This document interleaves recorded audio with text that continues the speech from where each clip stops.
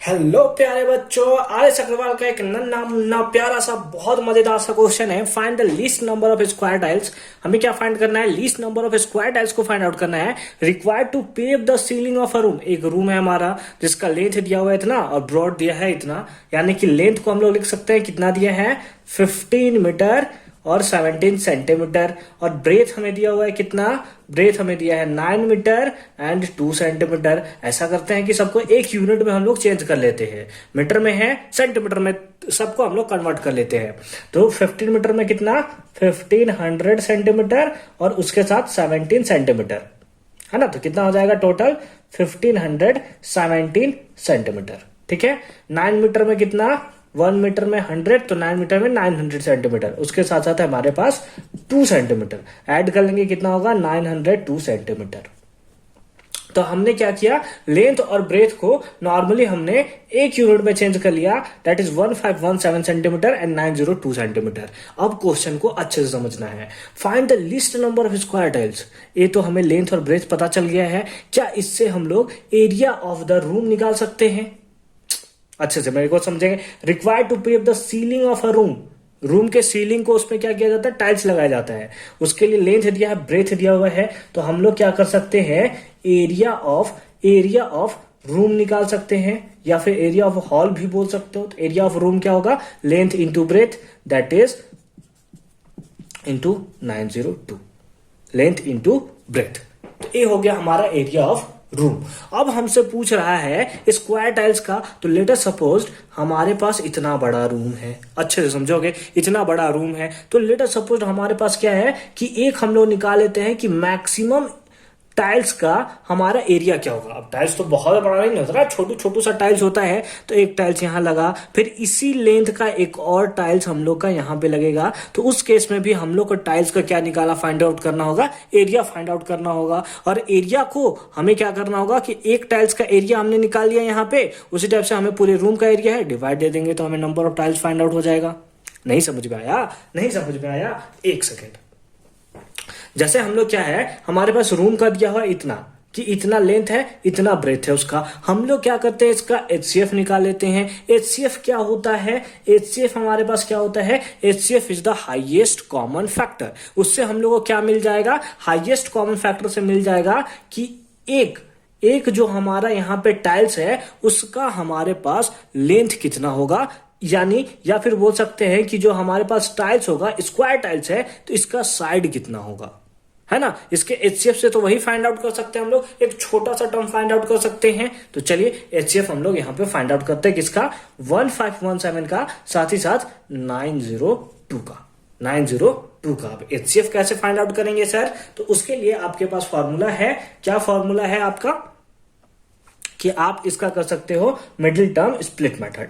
Middle term split method 1517 divided by, और उसी type से यहां पे लिख लो 902। ठीक है। चलिए मिडिल टर्म स्प्लिट मेथड के थ्रू इसको तोड़ना शुरू कर दें। इसको हम लोग तोड़ना शुरू कर देते हैं 1 से 2 से।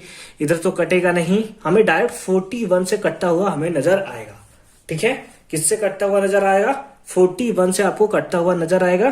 3 टाइम्स में हम लोग का कटेगा, और उसके साथ साथ कितने टाइम्स में कटेगा? 7 टाइम्स में, 37 टाइम्स में। ठीक है। आप कैसे समझ गए सर कि 37 टाइम्स में कटेगा? क्योंकि टोटली डिविजिबल हो जाएगा। लास्ट में हमें 7 देखने को मिल रहा है, तो हमें 7 आएगा। ठीक, आप मल्टीप्लाई करके देख लोगे यार, इतना ही आएगा। ठीक है। मैं कैसे समझाऊं इसको? ठीक है। आइए, इसको भी हम लोग का 41 टाइम्स में कैंसिल होगा। कितने टाइम्स में? 2 और अगेन 2, 22 टाइम्स में। ठीक है। मल्टीप्लाई करके देख लोगे, इतना ही आपका आएगा। तो अगर इस केस में हम लोग एचसीएफ निकालें, तो यहां पे हम लोग को क्या लिख सकते हैं? 1517 को हम लोग लिख सकते हैं 41 इंटू 37 लिख सकते हैं, 41 इंटू 37। और अगर 902 को लिखना चाहें तो हम लोग लिख सकते हैं 41 इंटू 22। ठीक है। अगर दोनों के पास हम लोग एचसीएफ निकालें, तो एचसीएफ मतलब हाईएस्ट कॉमन फैक्टर, दोनों के पास कॉमन क्या है? तो 41 इसके पास भी, 41 इसके पास भी, हमारा जो हो गया वो 41 सेंटीमीटर हो गया। क्या? एचसीएफ। और इसी को हम लोग क्या बोल सकते हैं? Side of tiles. इसको हम लोग क्या बोलते हैं? साइड्स ऑफ टाइल्स बोल सकते हैं। ठीक है। इसको मैं मिटा दूं, इसको मिटा दूं मैं। ठीक है, बहुत अच्छी बात है।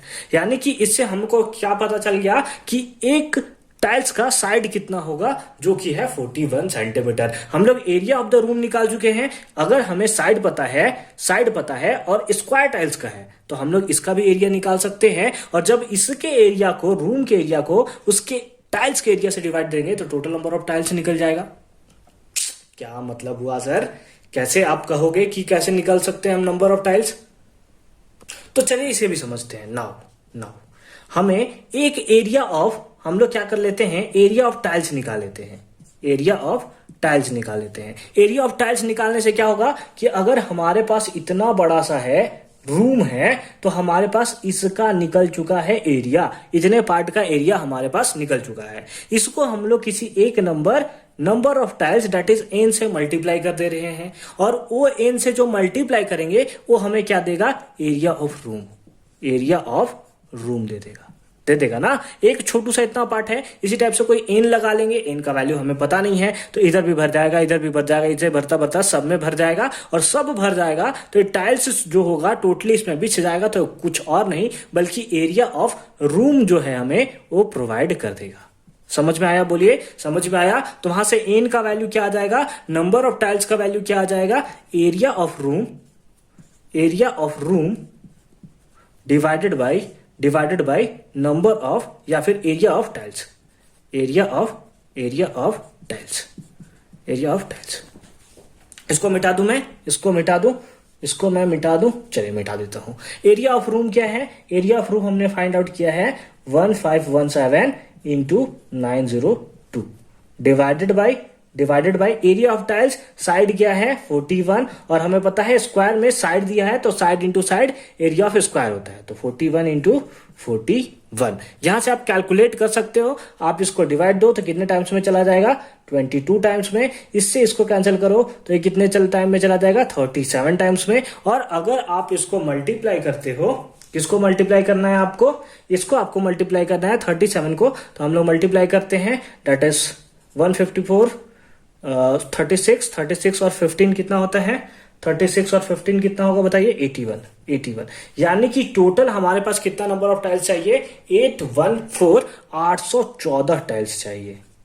ठीक है, 814 टाइल्स हमें जरूरत पड़ेगी। तो आई होप कि मैं आपके कॉन्सेप्ट को शायद अच्छे से समझा पाया हूं। अगर आपको अच्छे से समझ में आया है कॉन्सेप्ट तो प्लीज कमेंट सेक्शन में हमें बताइएगा। अगर नहीं आया है तो भी बताइएगा, ताकि मैं फर्दर इसके ऊपर वीडियो लाकर आपके कंफ्यूजन को थोड़ा और अच्छे से क्लियर कर सकूं। तो मिलते हैं नेक्स्ट वीडियो में एक अनदर नए कॉन्सेप्ट के साथ।